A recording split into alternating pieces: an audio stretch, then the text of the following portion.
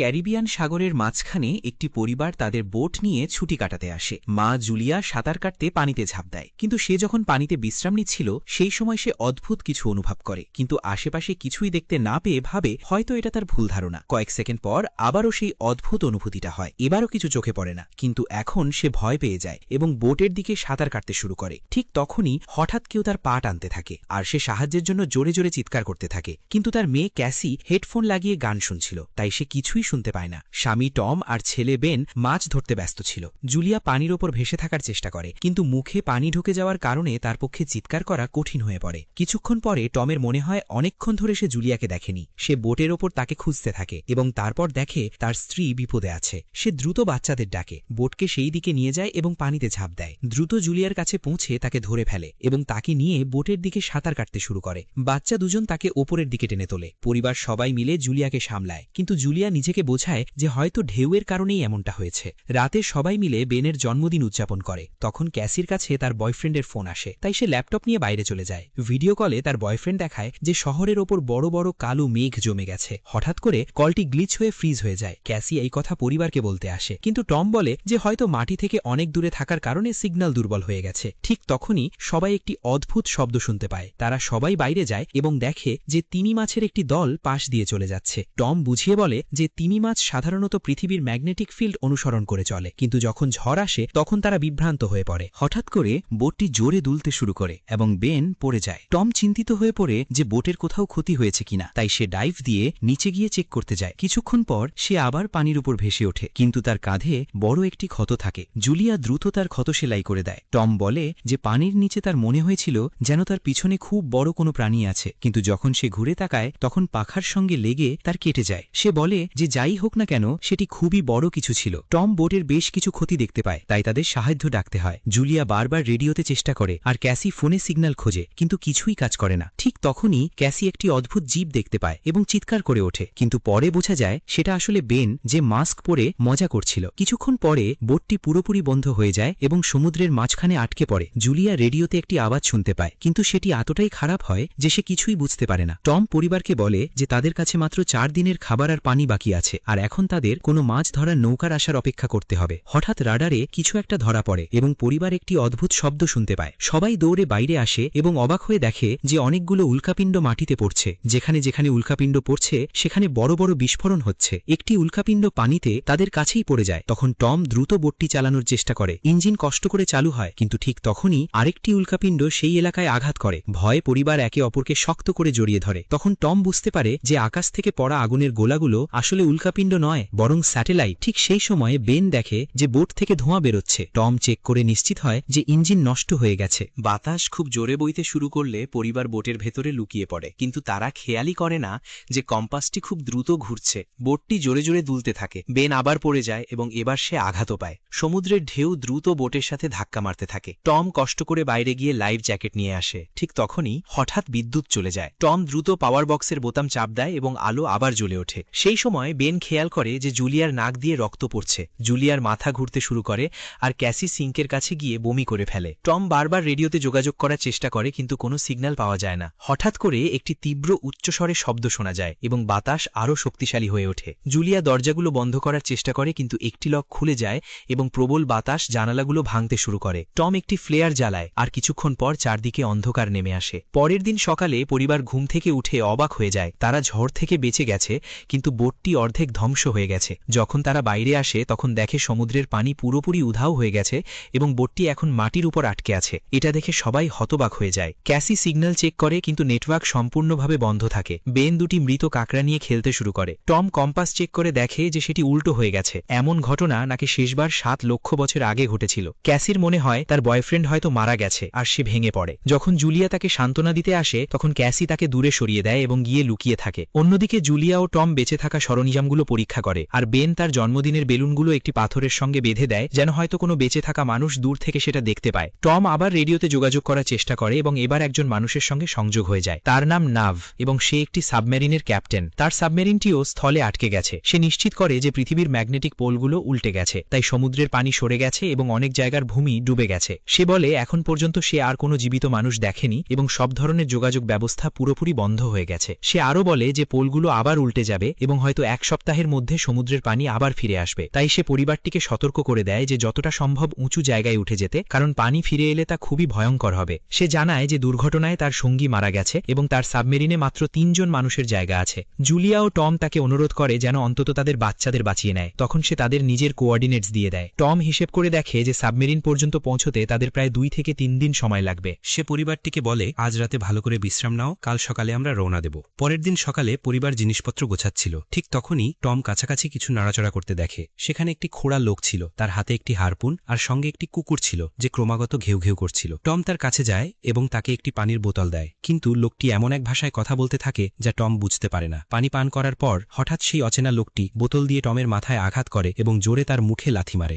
ভয়ে জুলিয়া দৌড়ে পালাতে চায়, কিন্তু তখন অনেক দেরি হয়ে গেছে। লোকটি ইতিমধ্যে টমের পেটে হারপুন ঢুকিয়ে দিয়েছিল। টম কিছুক্ষণ যন্ত্রণায় কাঁপতে থাকে, তারপর সে তার গলা কেটে ফেলে। এরপর লোকটি জুলিয়ার পেছনে দৌড়ায় এবং তার দিকে হারপুন ছুড়ে মারে, যা জুলিয়ার কাঁধে গিয়ে লাগে। ব্যথা সহ্য করতে করতে জুলিয়া ইয়টের ভেতরে দৌড়ে যায় এবং বাচ্চাদের বলে লুকিয়ে পড়তে। সে দরজাটা লক করে দেয়। ক্যাসি আর বেন সোফার ভেতরে লুকিয়ে পড়ে। জুলিয়া তাদের হাতে একটি ফ্লেয়ার গান ধরিয়ে দেয় এবং নিজে একটি ছুরি নিয়ে বাথরুমে গিয়ে লুকিয়ে থাকে। এদিকে সেই লোকটি দরজায় জোরে জোরে ধাক্কা দিতে থাকে এবং শেষ পর্যন্ত ভেতরে ঢুকে পড়ে। প্রথমে সে কিছু খাবার নিয়ে নেয়, তারপর বোটটির ভেতরে এদিক ওদিক খুঁজতে শুরু করে। তারপর লোকটি বাথরুমের দিকে যায়, কিন্তু জুলিয়া বুদ্ধি করে একটি ছোট ছিদ্র দিয়ে বাইরে বেরিয়ে যায়। লোকটি ভাবে জুলিয়া পালিয়ে গেছে, কিন্তু জুলিয়া যখন ধীরে ধীরে সরে যাওয়ার চেষ্টা করছিল তখন তার কুকুরটি তাকে দেখে ফেলে এবং ঘেউ ঘেউ করতে শুরু করে। কুকুরটি তার দিকে ঝাঁপিয়ে পড়লে জুলিয়া ছুরি দিয়ে তাকে মেরে ফেলে। কুকুরের চিৎকার শুনে লোকটি বাইরে চলে আসে এবং নিজের কুকুরের মৃতদেহ দেখে ভীষণ রেগে যায়। এই সময় জুলিয়া বোটের অন্য পাশ দিয়ে ভেতরে ঢোকার চেষ্টা করে। সে ওপরে উঠে ভাঙা জানালা দিয়ে ঢুকতে যাচ্ছিল, কিন্তু লোকটি তার আগেই সেখানে পৌঁছে যায়। সে জুলিয়াকে ধরে জোরে ঘুষি মারে, ফলে জুলিয়া নিচে পড়ে যায়। জুলিয়া আসবাবপত্র ধরে নিজেকে বাঁচানোর চেষ্টা করে, কিন্তু লোকটি তাকে লাথি মেরে দূরে ফেলে দেয়। তারপর সে জুলিয়ার হাতের উপর পা রেখে দেয় যাতে সে ছুরিটা ফেলে দেয়। এরপর তার চুল ধরে মুখ মাটিতে আছড়ে দেয় এবং তাকে সোফার উপর ফেলে গলা চেপে ধরতে থাকে।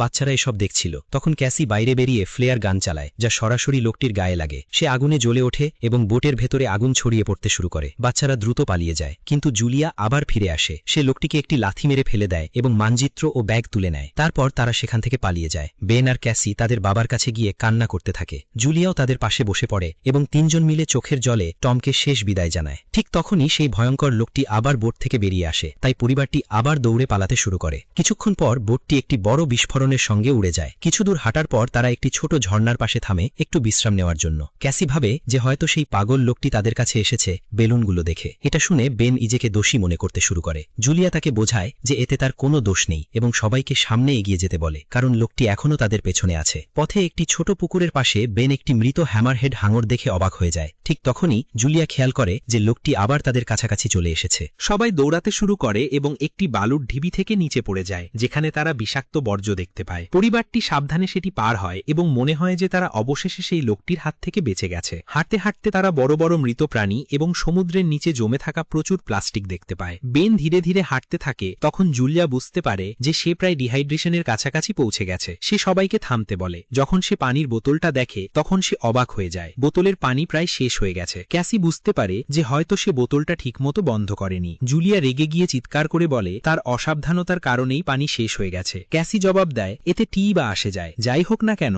আমরা তো বাঁচবই না। এ নিয়ে দুজনের মধ্যে দীর্ঘ তর্ক হয়। তারপরও পরিবারটি সামনে এগিয়ে যেতে থাকে। কিছুক্ষণ পরে তারা একটি ভেঙে পড়া বিমান খুঁজে পায়। ভেতরে কিছু নড়াচড়া দেখতে পেয়ে সবাই ভয় পেয়ে যায়, কিন্তু পরে দেখা যায় সেগুলো শুধু কয়েকটি পাখি। পরিবারটি ঠিক করে যে রাতটা তারা বিমানের ভেতরেই কাটাবে। তারা সামান্য কিছু স্ন্যাক্স ভাগ করে খায়। তখন জুলিয়া টমের জ্যাকেটের ভেতর একটি পারিবারিক ছবি খুঁজে পায়, যা দেখে তার হৃদয় ভেঙে যায়। ক্যাসি জিজ্ঞাসা করে, মা তোমার আর বাবার প্রেমের গল্পটা কি ছিল? জুলিয়া হেসে বলে, টম একসময় তার হাসপাতালের রোগী ছিল। তারপর একদিন সে ফুল আর একটি সুন্দর কবিতা দিয়ে নিজের ভালোবাসা প্রকাশ করেছিল। রাতের মাঝখানে ক্যাসি বিমানের বাইরে যায়। ঠিক তখনই সেই ভয়ঙ্কর লোকটি পেছন থেকে তাকে ধরে ফেলার চেষ্টা করে, কিন্তু হঠাৎ জুলিয়া পেছন থেকে এসে তার উপর ঝাঁপিয়ে পড়ে এবং বারবার ছুরি দিয়ে আঘাত করে তাকে মেরে ফেলে। ক্যাসি তার মাকে জড়িয়ে ধরে শান্ত করার চেষ্টা করে। পরের দিন সকালে তারা দেখে লোকটির মৃতদেহে পোকামাকড় আর গুবরে পোকা ঘুরে বেড়াচ্ছে। পরিবারটি লক্ষ্য করে যে তার শরীরে অনেক কামড়ের দাগ রয়েছে, যার মানে এই এলাকায় কোনো বিপজ্জনক প্রাণী লুকিয়ে আছে। তারা যখন সেখান থেকে বেরিয়ে যায় তখন দেখা যায় কাকড়াগুলো তার মুখ থেকে বের হয়ে আসছে। কয়েক ঘন্টা পরে জুলিয়া ও ক্যাসি মানচিত্র দেখছিল, কিন্তু বেন চুপচাপ সামনে এগিয়ে যায়। জুলিয়া চিৎকার করে বলল,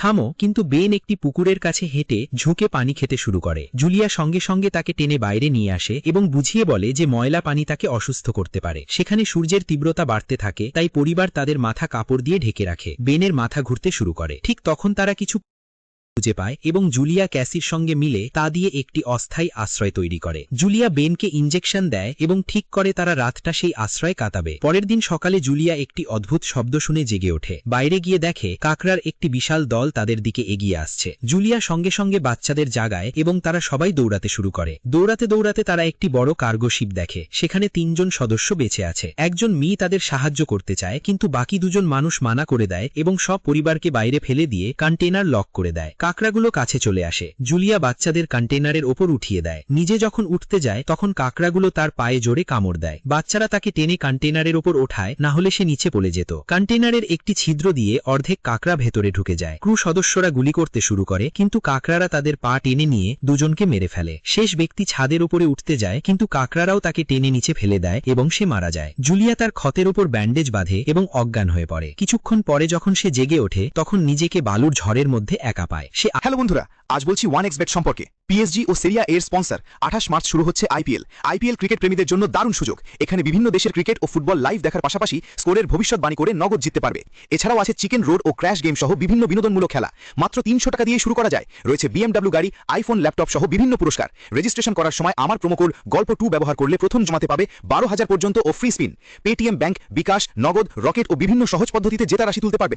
তাই দেরি না করে আমার কমেন্ট থেকে অথবা গুগলে 1xBet লিখে সার্চ করুন আর প্রথম লিঙ্কে ক্লিক করে আমার দেওয়া প্রোমোকোড গল্প 2 ব্যবহার করে রেজিস্টার করো এবং বোনাস পাও। আতঙ্কিত হয়ে বাচ্চাদের খুঁজতে থাকে। সে একটি মৃত মেয়ের থেকে অস্ত্র তুলে ধরে এবং জোরে জোরে চিৎকার করে। ক্যাসি তার চিৎকার শুনে ফিরে আসে এবং বলে যে সে আর বেন সাহায্য খুঁজতে গিয়েছিল, কিন্তু কোনো লোক খুঁজে পায়নি। এরপর তারা দুজনেই বেনের সঙ্গে মিলিত হয়, যেখানে একটি খোলা কন্টেইনার পাওয়া যায়, যেখানে তারা ঝড় শেষ হওয়া পর্যন্ত থাকতে পারে। জুলিয়া টমের লাইটার বের করে এবং তার ক্ষতকে আগুন দিয়ে বন্ধ করে, যা খুবই যন্ত্রণাদায়ক হয়। ঝড় থামার পরে তারা আরেকটি কন্টেইনার খুঁজে পায়, যেখানে প্রচুর পানি বোতল ছিল। মৃতদেহ চেক করার সময় তারা একটি রেডিও এবং একটি বন্দুকও পায়। জুলিয়া নামের সঙ্গে যোগাযোগ করে এবং বলে যে মানচিত্র হারিয়ে গেছে। নাভ জানায় যে তার ওপর আর্থ্রোপডস আক্রমণ করেছিল এবং এখন সেই জীবগুলো অক্সিজেনের কারণে পুরোপুরি পাগল হয়ে গেছে। নাভ পরিবারকে দ্রুত এগোতে বলে, কারণ তার যন্ত্রপাতি হিসাব করেছে যে সমুদ্রের পানি অনেক দ্রুত ফিরে আসবে এবং তাদের কাছে মাত্র কয়েক ঘন্টা বাকি আছে। নাভ একটি ফ্লেয়ার গান শুট করে এবং পরিবার সেই দিকেই চলতে শুরু করে।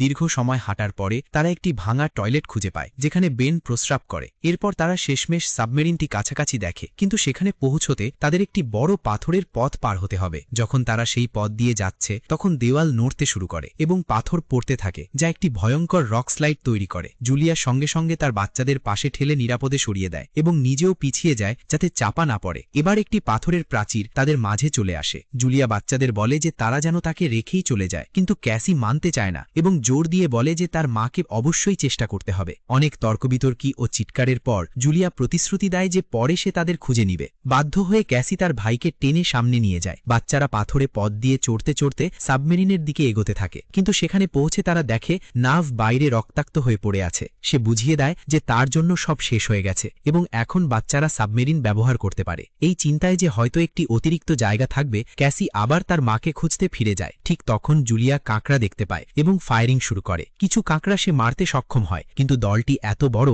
যে সব কাঁকড়ার সঙ্গে লড়াই করা কঠিন হয়ে যায়। ঠিক সেই সময় ক্যাসি প্রাচীরের ওপর দেখা দেয় এবং হাত বাড়ায়। জুলিয়া আহত পা থাকা সত্ত্বেও দ্রুত চড়া শুরু করে এবং ক্যাসির সাহায্যে অন্য পাশে পৌঁছে যায়। তারা দুজন মিলে সাবমেরিনের দিকে দৌড়ায়। বেন আগেই ওপরে দাঁড়িয়ে আছে এবং গুলি চালায় যাতে কাঁকড়াগুলো বিচলিত হয়। যতক্ষণ না পর্যন্ত পরিবার ওপরে উঠে আসে, কাঁকড়াগুলো নামের দেহের কাছে পৌঁছানোর সঙ্গে সঙ্গে তা খেতে শুরু করে। জুলিয়া বন্দুক তুলে গুলি করতে থাকে যতক্ষণ না পর্যন্ত বাচ্চারা ভিতরে পৌঁছায়। যখন তারা নিরাপদে চলে আসে, জুলিয়া বুঝতে পারে যে গুলিগুলো শেষ হয়ে গেছে, তাই সে বন্দুক কাঁকড়ার দিকে ছুড়ে দেয় এবং তার বাচ্চাদের সঙ্গে সাবমেরিনের ভিতরে চলে যায়। জুলিয়া দরজাটি ভালো করে লক করে দেয় এবং জানালা দিয়ে কাঁকড়াদের সাবমেরিনের চারপাশে দেখে। ঠিক সেই সময় সমুদ্র পানি আবার ফিরে আসে। তারা 3 জন দ্রুত নিজেদের সিটে বসে বেল্ট বেঁধে নেয় এবং একে অপরের হাত ধরে। প্রবল ঢেউগুলো সাবমেরিনটিকে এদিক ওদিক নাড়াতে শুরু করে। জুলিয়ার চোখের সামনে পুরো যাত্রার দৃশ্য ভেসে ওঠে আর ক্যাসি বমি করতে থাকে। শীঘ্রই সেই উচ্চস্বরের ভয়ঙ্কর শব্দ আবার ফিরে আসে এবং পরিবার বেহুশ হয়ে পড়ে। কিছুক্ষণ পর জুলিয়া ও বাচ্চাদের হুঁশ ফিরে পায় এবং জীবিত থাকার আনন্দে